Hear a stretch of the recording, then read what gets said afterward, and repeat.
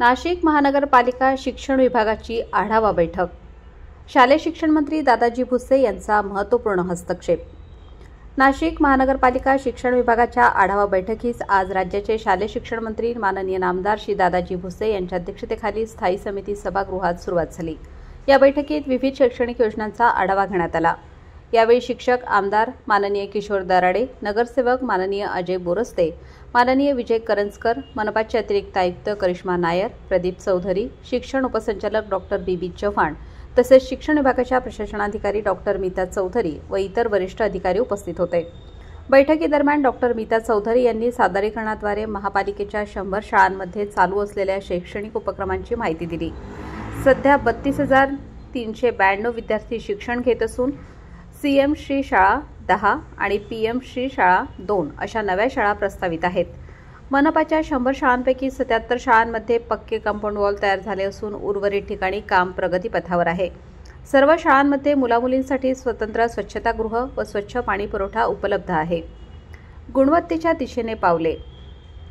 इयत्ता 5वी व 8वीच्या गुणवत्ता यादीत महापालिकेच्या शाळांमधील 7 तर खासगी शाळांमधील 133 विद्यार्थी यशस्वी ठरले.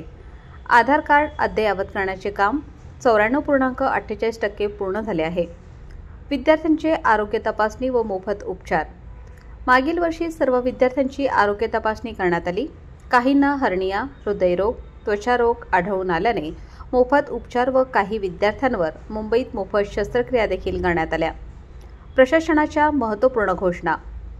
30 जून रोजी सर्व शाळा निपुण शाळा म्हणून घोषित करण्याचा मानस. 16 जून रोजी शाळा सुरू होण्याच्या पहिल्या दिवशी मंत्री, आमदार, खासदार व पदाधिकारी स्वतः विद्यार्थ्यांचे स्वागत करणार. या अगोदर सर्व विद्यार्थ्यांना गणवेश व पाठ्यपुस्तक वाटप पूर्ण करणे आवश्यक आहे. विशेष सूचना व प्रेरणादायी उदाहरणे. माननीय शिक्षण मंत्री दादाजी भुसे यांनी कोल्हापूर महापालिका, धाराशिव जिल्हा परिषद आणि वाबळेवाडी शाळेचे उदाहरण देत गुणवत्तापूर्ण शिक्षणाचे महत्त्व अधोरेखित केले. त्यांनी यशवंतराव चव्हाण तारांगण येथे विद्यार्थ्यांच्या सहली आयोजित करण्याचे, आयडॉल शिक्षक यांच्या बैठका घेऊन इतर शिक्षकांना प्रेरणा देण्याचे निर्देश दिले. विद्यार्थ्यांची सहल शेती, उद्योगधंदे, फाळके स्मारक यासारख्या ठिकाणी आयोजित करण्यात यावी अशा सूचना दिल्या.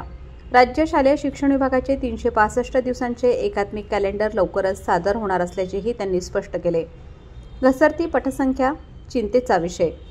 शिक्षक व विद्यार्थी संख्येतील घट याबाबत मंत्री भुसे यांनी चिंता व्यक्त करत शासकीय योजना, CSR निधी व माजी विद्यार्थ्यांच्या मदतीने शाळांची गुणवत्ता वाढवावी व पालकांपर्यंत योजना पोहोचवण्याचे आवाहन केले.